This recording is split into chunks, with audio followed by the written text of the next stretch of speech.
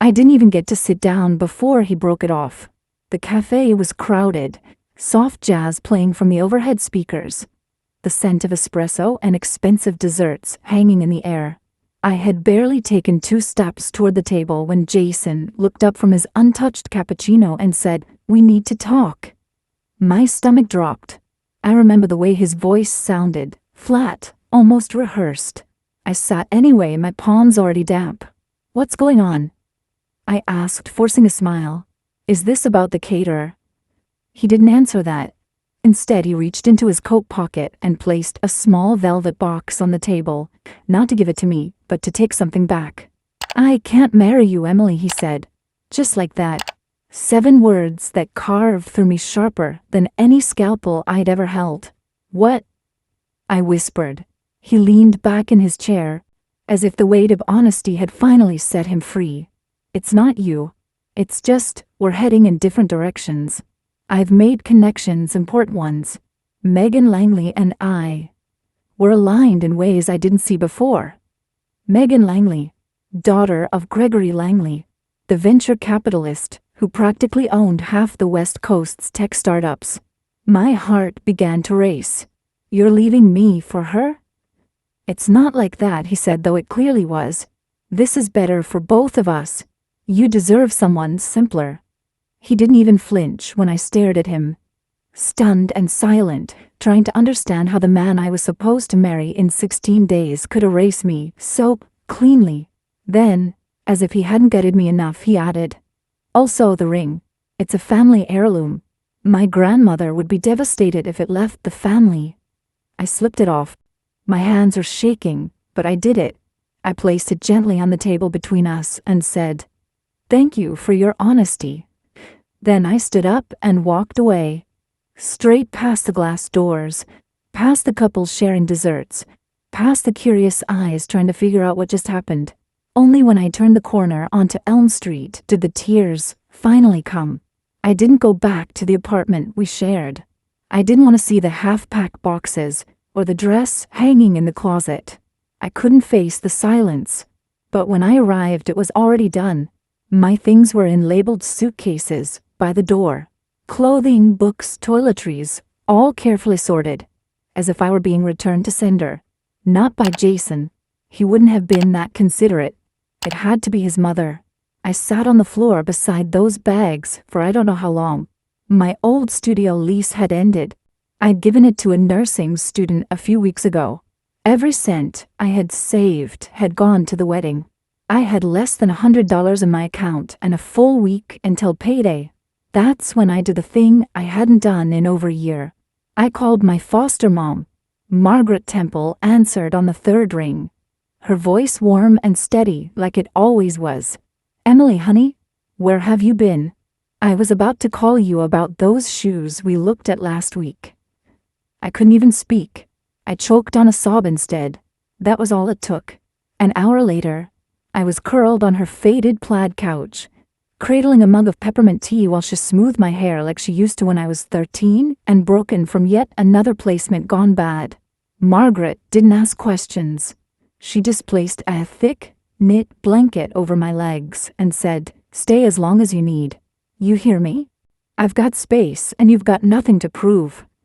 That night I didn't sleep. I lay there on the old pull-out bed in her living room, staring at the ceiling, replaying every detail of that conversation with Jason. His calmness, the way he didn't even hesitate. Had he ever really loved me? Or was I just a placeholder until someone with a last name like Langley showed up? By sunrise, the ache had dulled into something heavier, something like shame. I was supposed to be walking into a new life, a new chapter, a family of my own. Instead, I was back where I'd started. 28 years old, heartbroken, homeless, humiliated. At noon, I showered, dressed, and returned to the hospital as if nothing had happened. Nurses smiled. Some asked about the wedding plans.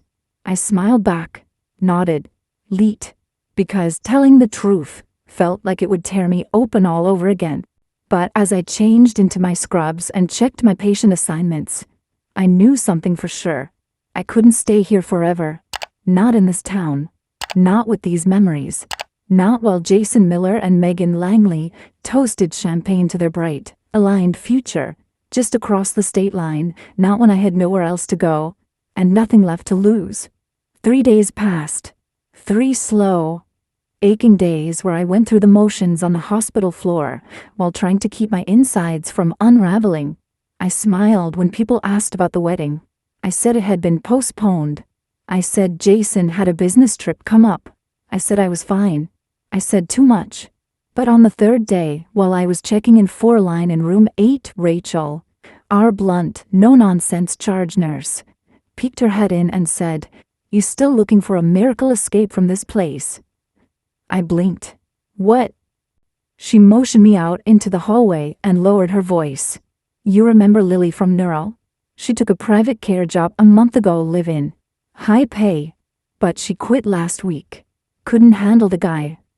"What guy?" Rachel raised an eyebrow. "Some rich tech mogul. Paralyzed. Lives up in Cypress Hill, and one of those who even builds these kind of houses. Apparently he's a nightmare." "Sounds amazing. Pays triple what we make here. Live-in suite. Meals included. No roommates. No night shifts. Just one patient." I hesitated. "I'm not a caregiver." "You're a nurse with 5 years of experience," she shot back. "You're more qualified than half the people they've had. And trust me, this guy scares most of them off in under 2 weeks. You're stubborn. That might actually work in your favor." I almost laughed. I wasn't sure what part of me still counted as stubborn. Everything inside me felt cracked. But something in her voice, the word escape, it echoed loudly. "Do you have a contact?" I asked. 10 minutes later, she handed me a small card with a name written in sharp, elegant cursive. Margaret Temple, estate manager. And beneath it, a number. It took me until midnight to call. I stood in the back alley of Margaret's house in my coat, breathing in cold Montana air, phone shaking in my hand. Margaret Temple picked up on the 2nd ring. "Yes. This is Emily Carter. I was told there's a position for a live-in nurse." A pause. Then, "Are you available for an interview tomorrow morning at 9? I blinked. "Yes, I can be there." "Bring your credentials and references. The address will be texted shortly. Do not be late." The line went dead. At 4:30 a.m., I boarded the earliest flight out of Helena to San Francisco, connecting to a regional shuttle that climbed the hills of Cypress until it left the real world behind. Everything felt like a dream I hadn't earned. And then I saw the house. It looked like a modern fortress, glass, steel, and sharp edges woven into the cliffside as if someone had carved a mansion out of sunlight and stone. A long black gate swung open as my cab approached, and for a second, I wanted to tell the driver to turn around. Too late. Margaret Temple met me at the front door. A woman in her 60s, thin as wire, hair pulled into a tight twist, dark blue suit without a wrinkle. She looked me up and down with the precision of someone who had worked in either the military or a hospital. "You're early," she said. "I didn't want to be late." "Good. Follow me." The interview was swift. She glanced over my resume, asked 4 questions, didn't smile once, and finally said, "The position is yours, Miss Carter. The terms are simple. Round-the-clock availability. 2 days off per month. No visitors. Medical knowledge is crucial. Discretion is non-negotiable. Your patient is a complicated man. You will be living on the 2nd floor, adjacent to his suite. Meals and lodging are included. Salary, $12,000 per month, plus performance bonus depending on the condition's progression." I tried not to react. I still remember gripping the arms of the chair to keep from laughing out loud. It was more than triple what I made at the hospital. I didn't have a plan. I didn't have anything but an overstuffed duffel bag and a bleeding heart. But I said yes. I said it without hesitating. Margaret slid a folder across the table. "This is your contract. Review it before tomorrow. Your patient is Mr. Ryan Hale." The name meant nothing to me then. It would soon mean everything. The next morning, I stood outside his door, folder in hand, heart thudding. The hallway was quiet, hushed by the kind of carpet that swallowed footsteps. Everything about this house was polished and cold. Stone floors, sleek lines, expensive silence. Margaret stood beside me, clipboard pressed to her chest. "You're sure you want this?" she asked without looking at me. I signed the contract. "That's not what I asked." I swallowed. "Yes." She knocked twice, then opened the door without waiting for a response. The room was large, too large. Vaulted ceilings, glass walls looking out over a stretch of redwood trees.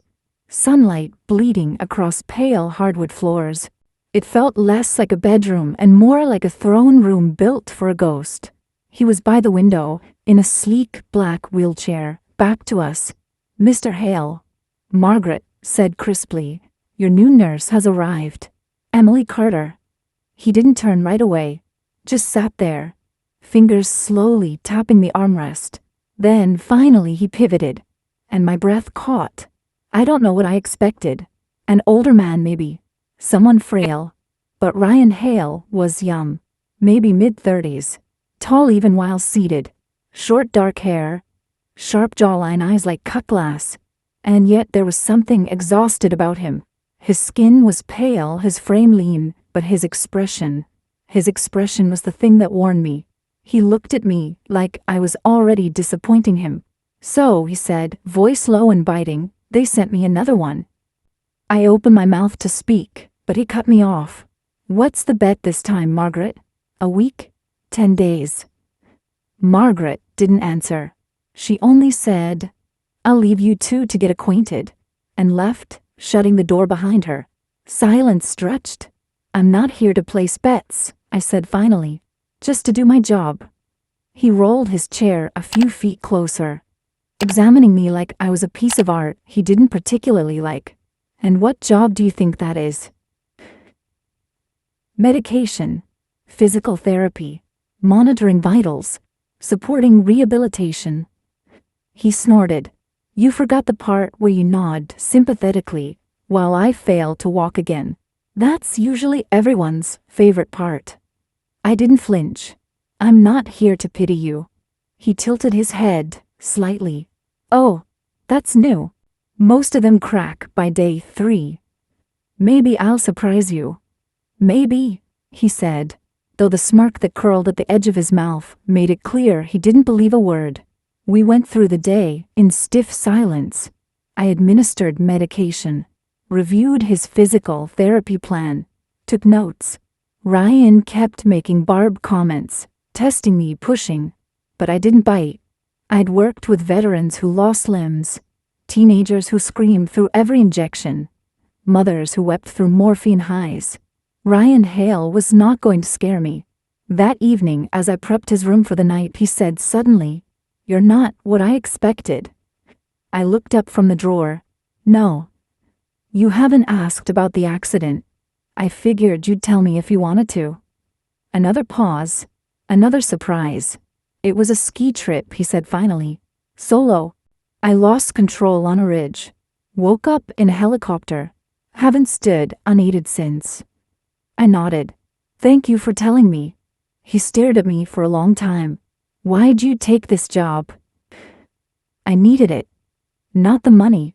Why this job?" I met his eyes. "Because I've been lied to. Because I know what it's like to be thrown away." His expression changed just for a second, like a crack in a wall that shouldn't be there. Then he turned back to the window. "Don't get attached," he said. "I don't do gratitude, and I don't do friendship." "Good," I replied. "I don't do illusions." He didn't say anything after that, but he didn't dismiss me either. It happened on the 5th night. I wasn't supposed to be awake, but the wind outside had been howling since midnight, shaking the windows like some restless ghost couldn't decide whether to come in or stay out. I got up to close the blinds and spotted the lights still on in the West Wing gym, an area Ryan rarely allowed anyone into alone. At first, I ignored it. I told myself he probably fell asleep watching TV in there, but something tugged at me. Something quiet and instinctive. I slipped on my sweater, padded down the silent hall, and pushed the gym door open just enough to peek through. And what I saw stopped everything. Ryan Hale was standing. Not completely. Not unaided. He was gripping a pair of parallel bars, his arms tense with strain, sweat dripping down his temple. His legs trembled beneath him, every muscle taut, but he was doing it, slowly, determinedly, step by painstaking step. My breath caught. He didn't notice me at first, he was too focused, but the soft creak of the door gave me away. He turned, saw me, and his expression shifted instantly from effort to rage. "What the hell are you doing?" he snapped. "I heard something. I thought, get out." "Ryan, now." I didn't move. I couldn't. Not because I was frozen, but because something in my chest had already changed. He wasn't hopeless. He wasn't finished. He was hiding progress. Why? Why are you keeping this a secret? I asked softly, his hands clenched tighter around the bars, knuckles white. Because the minute people see progress, they expect miracles. That's not how healing works. He laughed bitterly. No, but it's how disappointment works. I've already watched people walk away once they realized I wasn't going to magically rise out of the chair and be who I was again. I'm not doing that again. So instead you pretend there's nothing left? That you've given up? His jaw tightened. You don't get it. I stepped closer, carefully, like approaching a wounded animal. Maybe I do. His eyes locked onto mine, furious, uncertain. I'm not going to tell anyone, I said. But if you let me help you, really help you, we can work towards something better. You don't have to do this alone. Why? He demanded. Why do you care? Because I know what it's like to have your future ripped away and be expected to smile through the pieces. He stared at me, breathing hard, sweat gleaming on his skin. I thought he'd yell again, order me out, threaten to fire me. Instead, he lowered himself slowly back into the chair, silent, exhausted. Finally, he muttered, "Fine." My heart jumped. "We keep this between us," he added. No one knows." "I understand. And you follow my lead. I say stop, we stop. I say go, you help. That's it." Agreed. He studied me. Eyes still sharp, but something had shifted. Something unspoken. "You're not like the others." I shrugged. "I'm not trying to be." We started the sessions the next morning. Early. Quiet. Before Margaret stirred. Before the sunlight fully warmed the kitchen tiles. Each step he took was agony. Controlled. Measured. Like fighting gravity with nothing but spite and muscle memory. But he did it. And I was there. Not to cheer. Not to weep. Just to support. One hand studying the world he didn't want to fall in. It started with a voice. I was organizing the meds cabinet in my room when I heard it. Deep, confident, too smooth. Male. Not Ryan. Not a house staff member. Curious. I moved quietly toward the main hallway and followed the sound into the west sitting room. There, lounging on the leather couch, was a man in his early 40s, expensive watch glinting in the morning sun, holding a glass of something that wasn't juice. "Ryan, you look like hell," the man laughed. Ryan, across from him, offered a tight smile. "Good to see you too, Eric." That was my introduction to Eric Thorne, Ryan's longtime business partner, the man who, according to Margaret, had stepped up to manage Hale Nexus Technologies after Ryan's accident. Something about him made my skin crawl. Maybe it was the way he looked at Ryan, like he was still measuring his worth. Or maybe it was how his eyes landed on me when I walked in with the tea tray. Slow, assessing, invasive. "This the new one?" he asked. "Emily Carter," I said evenly, setting down the tray. "She any better than the last three?" Eric quipped, sipping his drink. "She's not here to entertain you," Ryan replied coldly. "She's my nurse." The conversation turned to business. Mergers, investor tensions, government contracts. I tried to stay invisible, but one word froze me where I stood. Langley. Eric leaned in, lowering his voice. Laura says her father's ready to push the funds through. We just need the control package transferred to the shell. Langley Capital will absorb it. He's got contacts in the tech board. Easy in. Ryan didn't respond. He stared out the window, knuckles tight against the armrest. I've already prepped the docs, Eric continued. We just need your signature. Later, Ryan said. I'll look them over. You've been saying that for weeks. If we wait much longer, the opportunity closes. Ryan didn't answer. My pulse thundered in my ears. I slipped out of the room before either of them noticed. I was still standing there. Langley. Laura Langley. That name still haunted me. And then it clicked. Langley Capital. Laura. Eric's push for Ryan's signature, the company. They were trying to take it, strip control while Ryan was still recovering. And if Laura was involved, Megan Langley couldn't be far behind. My chest tightened as I returned to my room and shut the door. Was this connected to what happened to me? Was I just a bystander caught in the crossfire of something bigger? Or had they chosen me for this, for being the girl no one would suspect? That night I couldn't keep it in. As I helped Ryan with his stretching exercises, I broke the silence. There's something I overheard today about your company. He didn't look at me. Go on. I told him everything verbatim. Names, phrases, tone. I even mentioned Megan Langley. At that he paused. You know her. My ex-fiancé left me for her. He blinked slowly. Jason Miller? I nodded. You know him? No, but I've heard the name through Eric. He rolled away from the wall and stared at me.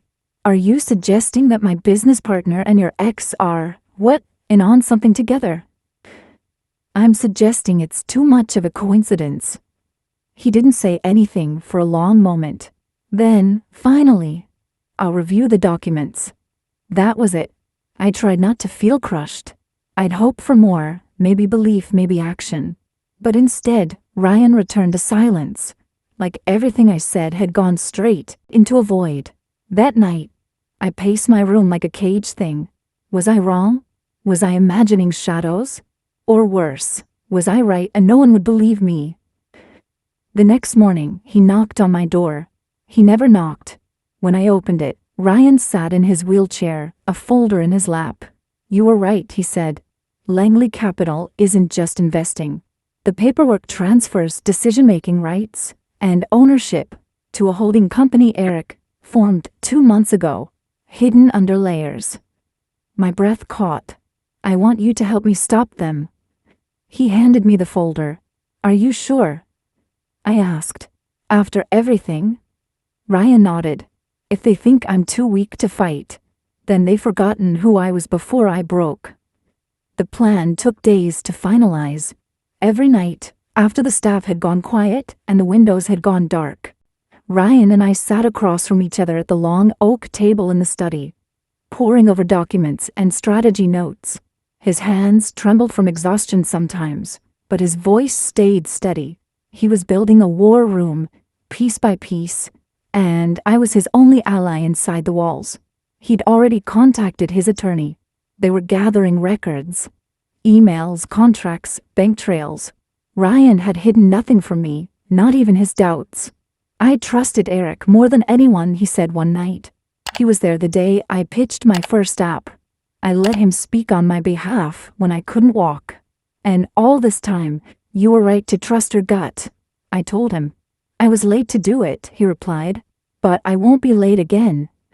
1 week later, a special meeting of the board was called. No one suspected anything. Ryan let Eric think the signature's coming. He even thanked him in an email for handling things so well. That same afternoon, he suited up. It was the first time I saw him in a full tailored suit. Midnight blue. Crisp. Handsome in a way that made my heart slow. His body was still weak, but something about the way he moved, proud, upright, made the air in the room shift. He practiced walking to the conference table with a cane. Just 10 steps. Then 15. Then 20. I want them to see it, he said, with their own eyes. The day of the meeting, we arrived 15 minutes early. The building was all glass and chrome, and too much silence. Heads turned as we entered. Ryan, walking beside me, jaw set, steps measured but firm. Shock rippled through the halls like an electric current. In the boardroom, Eric sat at the head of the table. Laura was there too, in a dove-gray suit, legs crossed, lips painted like war. And beside her, Jason. He looked smaller than I remembered. Still handsome, still smug, but less polished now, like something borrowed that hadn't been returned quite right. When Ryan stepped into the room, cane in hand, the silence snapped. "You're walking," Eric said. "Not perfectly," Ryan replied, "but enough." He didn't sit at the far end. He walked directly to the head of the table, paused, and looked Eric dead in the eyes. "This meeting is now under my authority," he said calmly, "and I'll begin with this." He placed a folder on the table and flipped it open. The room watched as he laid out every forged trail, every backdoor clause, every proof of Eric's attempt to hand control of Hale Nexus Technologies to a private shell company owned by Langley Capital. Laura didn't flinch. Jason shifted uncomfortably. Eric's face slowly drained of color. "You can't prove intent," Eric muttered. "I don't have to," Ryan replied. "I only have to prove breach of fiduciary duty, which I just did." The board stirred. The general counsel stood.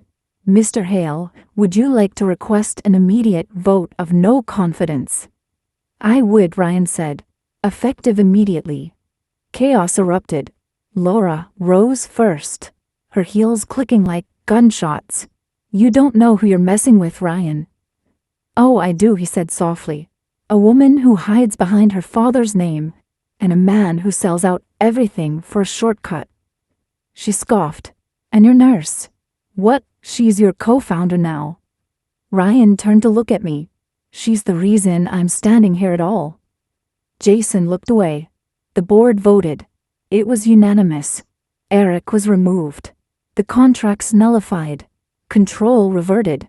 When it was done, and the room cleared out, Ryan and I stayed behind. Alone.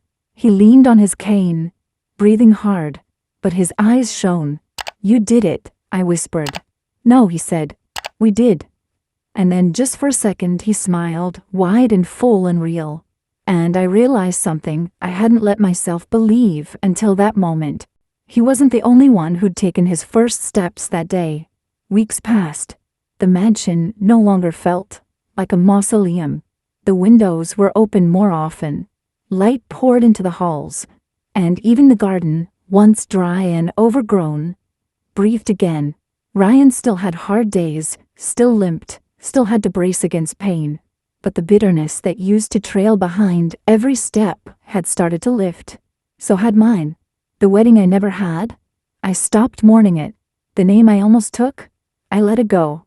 Slowly, I began seeing myself as more than just someone who'd been discarded. I started reading again, running short laps on the private trail behind the house, laughing without guilt. Ryan made it a point to cook one night a week, even though he burned rice and cursed at the stove like it owed him something. I let him. I sat at the kitchen island, legs curled up, smiling at his frustration. That was our ritual, small, unspoken, but ours.